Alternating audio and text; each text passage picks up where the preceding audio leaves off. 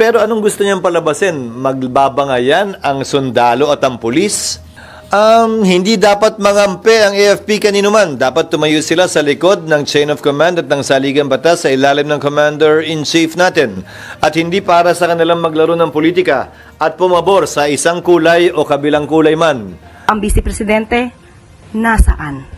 Pilipino, hindi ba siya yung nawawala sa Pilipinas ngayon? Hindi ba mas magiging mapupunta tayo sa dumpster kung ang magiging Pangulo natin o ang magiging leader natin ay ang mga katulad nila VP Sara, mas na inuuna pang magpunta sa abroad, magsilbi sa isang tao. Marami pa rin pong Pilipino na umaasa sa kanya.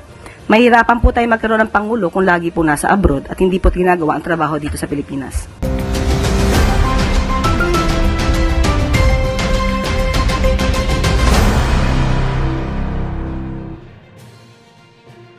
Ang posisyon po ng mga taga-suporta ni dating Pangulong Duterte is that the Philippines has a perfectly functioning judicial system and especially under a different administration over which he has no more influence.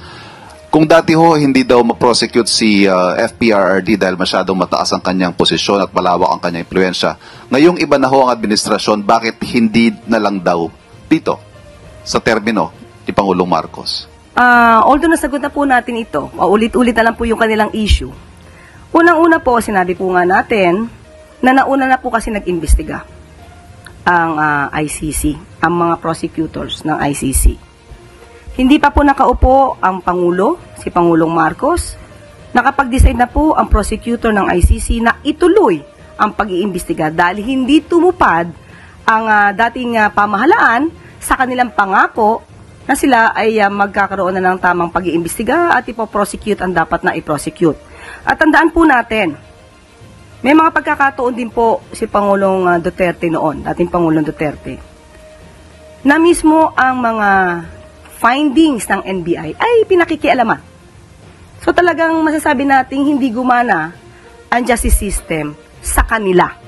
Sa ibang tao, sa ordinaryong tao, yes, gumagana, pero sa kanila, ay mukhang hindi. Bigyan natin ng sample ito. Natatandaan nyo ba nung nagkaroon ng findings ng NBI kay Colonel Marvin Marcos, Police Superintendent Marvin Marcos? Ang findings ng NBI dito ay multiple murder in relation to the killing of Albuera Mayor Rolando Espinosa Sr. Ano ang sinabi ni dating Pangulong Duterte? And I quote, "I will not allow these guys to go to prison." Maski na sabihin ng NBI, murder. Okay, tinuloy niya po ang kanyang salita. Total, under ko rin yan, referring to NBI. And after that pronouncement, from multiple murder, it was downgraded to homicide. And after that, despite na mayroong mga batas, may kaso na murder, hindi ba't inalaw pa rin niya si Superintendent Marvin Marcos na makapagtrabaho? Isang sample lang po to kasi kung marami pa po ako ibibigay sa inyo mga sample kung ano naganap noon, mauubos po ang araw natin ngayon. Panghuli na lang po. In an interview, the ICC spokesperson today said the Philippines' cooperation with the ICC was crucial despite earlier statements from the President of non-cooperation. Will anything change, at least officially, with our stance on cooperation with the ICC? We have not been cooperating with the ICC. It's clear because the stance of the President regarding the jurisdiction of ICC over the Philippines remains. Salamat po. Thank you. We have Ann Soberano, Bomborazo. Yusek, good morning. Naniniwala po ba ang Malacanang na may nag-udyok po sa mga OFWs para makilahok po sa Zero Remittance Week? At may balak po bang investigahan ito ng gobyerno kung sino ang nasa likod ng mga nasabing hakbang? Kung may nag-uudyok po, siguro po wala tayong personal na knowledge, wala rin po nakakarating na official na komunikasyon patungkol dyan sa palasyo. Pero alam naman natin kung paano ba gagalaw ang ibang mga supporter. Pero nung natin pong sinagot ang patungkol dito na zero remittance, nakita ko po sa ibang mga comments na yung mga ibang OFWs ay sinabi nilang hindi sila lalahok dahil magugutom ang kanilang pamilya. Maaapektuhan ang pamilya nila kapag sinunod nila ang zero remittance. Kaya nga sabi po natin, mas maganda po sa lahat ng mga OFWs, hindi po tayo kalaban. Magkakakampi po tayo, pare-pareho po tayo mga Filipino.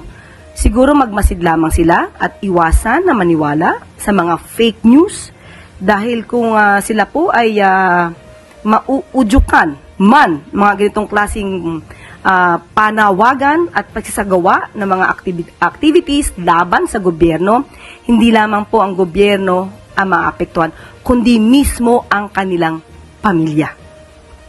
Yusek, may nakikita din po ba kayong legal liabilities doon po sa mga nag-uudyok sa mga OFWs? Sa ngayon po, of course, kapag po ito'y nag-uudyok, meron po tayong sinasabing mga inciting to sedition. Bakit? Ito po ay gustong sirain ang pagpapatakbo ng administrasyon. Ito'y makakasira sa ekonomiya ng bansa. Pero as we speak now, wala po tayong nakikita na ating sasampahan ng kaso. Wala pa po tayo sa ganyang sitwasyon.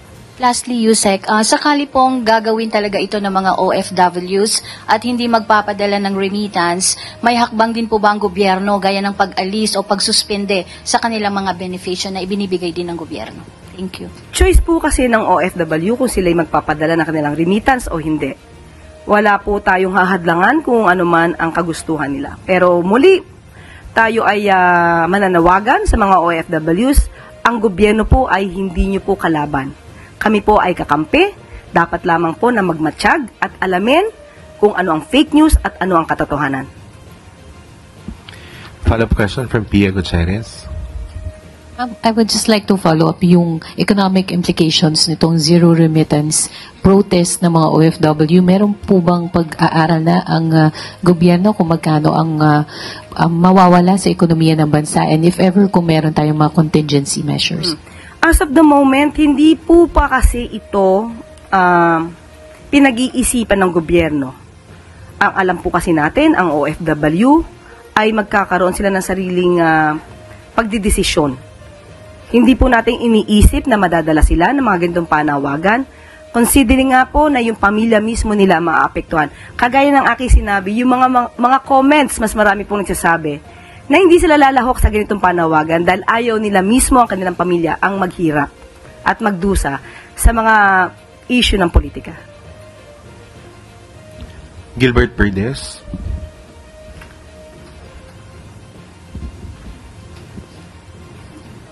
Good morning po, Yusek. Tungkol pa rin po doon sa remittance po ng mga OFW. Nagpaalala po si Chief Presidential Legal Counsel Juan Ponce Enrile po sa mga OFW na hindi raw sila nagbabayad o pinagbabayad ng income tax at syempre yung kasama na doon yung travel tax, airport fees at yung documentary stamp tax. At ayon po kay Enrile, sa bawat action na po ay may katapat na reaksyon or counter action po ng gobyerno. Possible ho ba na nakikita po ba natin yung possibility na humantong po doon sa pagkakatanggal o pagkakasuspinde ng tax privileges po ng ating mga OFW, yung hakbang na yan? Pinapaalalahan na lang po sila na ni Presidential Chief Legal Counsel na ang gobyerno po ay tumutulong sa OFWs, hindi po kinakalaban ang OFWs. At ipinapakita rin po ni JPE na ano ba ang maaaring makuha nila na ayuda mula sa gobyerno. At hindi po natin sisikilin. Sabi nga po natin, hindi po natin sisikilin kung ano man ang maging kagustuhan ng mga OFW kung sila magpapahatid ng kanilang remittance o hindi. Huwag lamang po silang lalabag sa batas. Yun lamang po.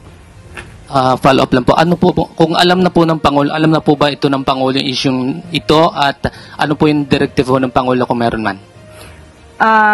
Nalaman na po ito, especially at nagbigay na nga rin po ng mensahe ang ating Presidential Chief Legal Counsel. Sabi ko nga po kanina ay wala pa po tayong ginagawang anumang legal na aksyon dahil alam po natin ang OFWs po ay mayroon silang sariling pag-aanalisa sa mga pangyayari. Good morning po, Yusek.